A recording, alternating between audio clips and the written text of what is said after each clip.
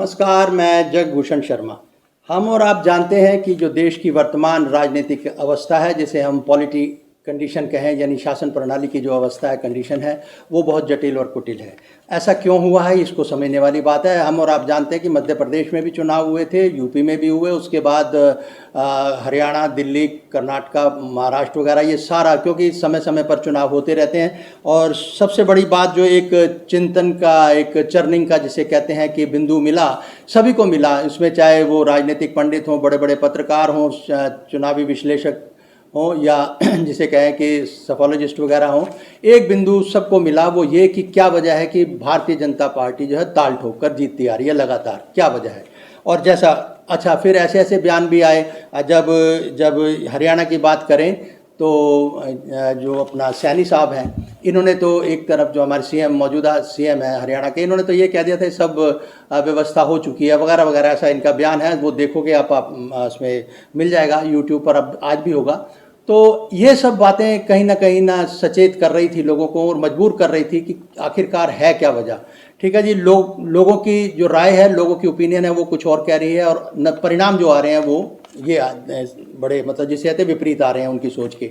और दूसरी तरफ ये है कि सरकार का जो एटीट्यूड है, जो जिसे कहें कि वो है, उससे ऐसे लग रहा था कि इन्हें वोटों की चिंता ही नहीं है, किसी तरह की लोगों की परवाह ही नहीं है, और जो ये चाहते हैं मनमानी ढंग से हो रही है। ये सब हम और आप देखते आ रहे हैं लगातार। अब सवाल ये है कि जब महाराष्ट्र का ये हुआ और कर्नाटक का, लेकिन दूसरी तरफ जो है बड़े चुपचाप ढंग से जो विपक्ष है, और उनमें से विशेषकर अगर हम बात करें तो राहुल गांधी कहें, कांग्रेस के लीडर भी हैं, और विपक्ष के, वो अपना एक काम जो है चुपचाप तरीके से कर रहे थे। और आखिरकार 7 अगस्त 2025 को उन्होंने दिल्ली के इंदिरा भवन में पहली कॉन्फ्रेंस करी और बताया कि किस तरह से जो महादेवपुरा कर्नाटका का था, वहाँ किस तरह से जो है फर्जी वोट जोड़े गए, एडिशन हुआ वहाँ पे। ठीक है जी, और वो सारा खुलासा उन्होंने किया। ये सब आप देख चुके हैं। अब थोड़ा और आगे बढ़ते हैं।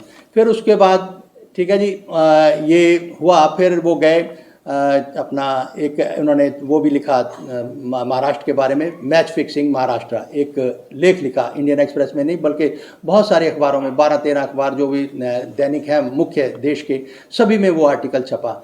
फिर बिहार की बारी आई, जून के आसपास वो बिहार में गए, और वहाँ उन्होंने कहा कि जिस तरह से कर्नाटका का कहें, महाराष्ट्र का कहें, हरियाणा का कहें, या जो कुछ है, ऐसे जो चुनावों का जो परिणाम आए हैं, जो हाईजैक हो रहे हैं, ये बिहार का चुनाव भी हाईजैक हो सकता है। उसके बाद जो है इस गति, इसको जो इस मूवमेंट को, जो एक आंदोलन कह लें या एक जिसे कहते हैं ड्राइव कह लें, इसको थोड़ी गति मिली। और सवाल ये है कि अब इसको समझना है हमने कि फिर आके इन्होंने एक कॉन्फ्रेंस अभी करी है दिल्ली में, वो है 18 सितंबर की, यानी पहली 7 अगस्त की, और इस बीच में एक आर्टिकल भी लिखा गया और इन्होंने अपनी जगह जगह पे बात भी करी। ये चिंतन सभी में चल रहा था, सिर्फ विपक्ष की बात नहीं, सिर्फ राहुल गांधी की बात नहीं, ये सभी, मैंने जैसे आपको बताया कि जो भी चिंतक है, जो भी बड़े बड़े पत्रकार हैं या विश्लेषक हैं, यानी राजनीतिक विश्लेषक हैं, सफोलॉजिस्ट कह लें, और जो भी जिस तरह से भी जुड़ा हुआ है, वो उसके मन में एक जो चर्निंग वो चल रही थी, आखिरकार हो क्या रहा है, क्या वजह है कि ताल ठोक कर जो है बीजेपी जीत रही है। और बीजेपी का रवैया अगर देखें तो वो वोट अपने मतदाताओं के प्रति कोई खास वो जैसे सिंपैथेटिकल नहीं था, कोई सहानुभूतिपूर्ण नहीं था वो, लेकिन जो मनमानी एक ढंग से अपना संचार कर रहे हैं, और आज भी वैसा ही यथावत बना हुआ है। अब ये बिंदु था जो सबके लिए बहुत महत्वपूर्ण हुआ, और अब यानी बीती 18 सितंबर को एक कॉन्फ्रेंस दिल्ली के ही इंदिरा भवन में हुई है, और वहाँ पर उन्होंने पहले एडिशन की बात करी थी, किस तरह से धांधली में जोड़े गए थे। अब उन्होंने कहा किस तरह से डिलीशन हुआ है, 6,000 से अधिक वोटों का उन्होंने जिक्र किया, और यहाँ तक कि जो पीड़ित व्यक्ति थे, जिनके वोट काटे गए थे या तो जैसे भी डिलीट हुए थे, उनको सामने ला के मंच पर उन्होंने दिखाया है। तो इससे ज़्यादा सबूत कहें या एक पारदर्शिता कहें, और जो भी कहें, सबूत कहें, प्रूफ, विटनेस कहें, और इससे ज़्यादा खुलासा कोई क्या करेगा। और ये 18 सितंबर की बात हुई, और साथ में उन्होंने एक इस बीच में, उस पहली जो 7 अगस्त की कॉन्फ्रेंस हुई थी, तो उन्होंने एक तुलनात्मक ढंग से, जिसे कहते हैं, एक सिमिली सी दी थी कि मैं इसको एक परमाणु बम की तरह जो है विस्फोट होगा, जो मैं खुलासा करने जा रहा हूँ, उनकी एक कॉन्फ्रेंस होनी है। लेकिन इस बीच में हमें जो समझना, सबसे बड़ा देखिए मुद्दे बहुत हैं, एक लगभग 150 करोड़ का हमारा मुल्क है, इतनी आबादी है, और इसकी जो जिस तरह से जो आज की जो कंडीशन चल रही है ये बहुत गंभीर है, बहुत ज़्यादा चिंताजनक है। इसको हमें ज़रा देखना है, सोचना है। इस पर जो है राहुल गांधी भी काम कर ही रहे हैं। और ये जो इस 18 तारीख के बाद जो है उन्होंने एक SIT गठित करी, क्योंकि जहाँ तक चुनाव आयोग की बात करें या चुनाव उनकी बात करें तो वो कॉपरेशन उनको उस ढंग से मिल नहीं रहा।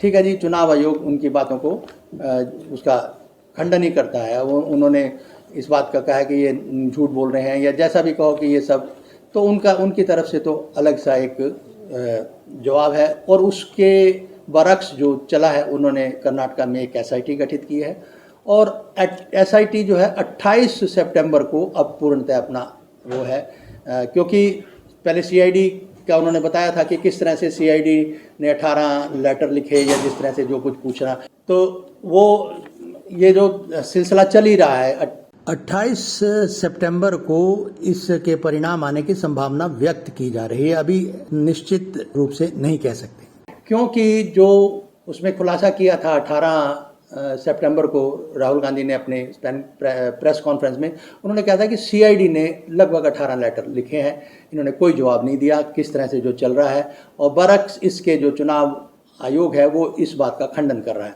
वो हमेशा होता ही आया है, ये सब चलता ही है।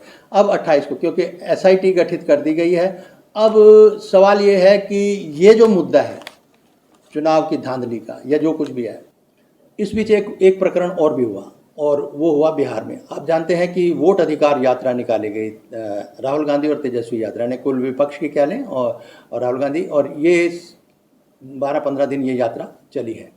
और इस पर जो एक नारा जो मकबूल हुआ वो बहुत प्रसिद्ध हुआ, जिसे कहते हैं वोट चोर गद्दी छोड़। और इस वक्त देखिए जिस तरह से जो कुछ हो रहा है, अभी तक यही हो रहा है कि जो ताल ठोक कर जीतने वाली बात चल रही है। अब अगर इस पर अंकुश नहीं लगता या ये हकीकत सामने नहीं आती, इतना तो तय है शुरू से ही 35, 35.5, 36, 37% लगा लो, 37% वोट मिलते हैं जो BJP के पक्ष में किए गए। लेकिन बाकी जो है 63-64% जो है वो देश के जो लोग हैं वो इनको वोट नहीं देते। वोट की बात हो रही है यहाँ, फिर भी ये लगातार इतने जीतते आ रहे हैं। तो ये एक बहुत बड़ी बात है, इस पर बहुत बड़ा चिंतन था। और इस पर जो खुलासे हुए हैं यानी दो प्रेस कॉन्फ्रेंस के ज़रिए, और उसके बाद जो आर्टिकल लिखा गया, फिर जो मुहिम, अब एक किस्म का ड्राइव चल रहा है पूरे देश के अंदर। अब सभी के लिए सबसे ज़रूरत बात यह है कि राहुल गांधी के प्रयास हों या विपक्ष के प्रयास हों या कुल देश को, अब अपने लोग जो आम जनता है उसे इस बात को सोचना होगा कि क्या देश में लोकतंत्र रहना चाहिए या नहीं। मैं अब यहाँ पर जनता से मैं मुखातिब हो रहा हूँ कि हमें वी द पीपल, हमें अब ये सोचना होगा कि क्या देश में लोकतंत्र रहना चाहिए, क्या ये बाबा साहब का संविधान हमें यही हमें मजबूत बनाएगा, ये रहना चाहिए या नहीं रहना चाहिए। इस पर हम लोगों को कम से कम उन जो है 64-65% लोगों को ये सोचना ही होगा कि जो कुछ चल रहा है, जिस तरह से अगर ये धांधलेबाजी, ये अब देखिए जिस तरह से सबूत दिए गए हैं उसमें तो कोई गुंजाइश नज़र आती नहीं, लेकिन फिर भी जो कुछ भी जैसा भी नतीजे सामने आएंगे उस पर देखना होगा कि ये जो तरीका जीतने का है, EVM क्यों नहीं हट रही, EVM हटाओ, ठीक है जी। और देखिए दूध का दूध पानी का पानी, जिसने जीतना जीते, उसमें कोई बात नहीं। सवाल देश की राजनीति से है। Party politics is a separate thing, वो अलग चीज़ है, लेकिन देश की राजनीति बहुत बड़ा गंभीर समस्या है और वो लोगों का है, और बहुत सारी समस्या हैं। अब अगर हम मोदी जी की बात करें तो पिछले 10-11 साल में लगभग 100 से ज़्यादा इन्होंने अपनी योजना परियोजना जो भी बनाई होंगी, और ऑन एन एवरेज 10-11 एक साल के अंदर दी हैं, उनमें कितनी कामयाब हुई हैं, 25 उसमें से महत्वपूर्ण। मैं अगला वीडियो उस पर बनाऊंगा, क्योंकि जितनी महत्वपूर्ण योजनाएं इन्होंने बनाई हैं 100 के करीब, और उससे 25 जो है उसमें से बहुत महत्वपूर्ण है, और उनमें से भी 8-9 जो ऐसी हैं जो जिसमें आंशिक कह लें या थोड़ी बहुत कहें वो सामने आई हैं, तो उसके कुछ परिणाम या सार्थक साबित हो रही हैं।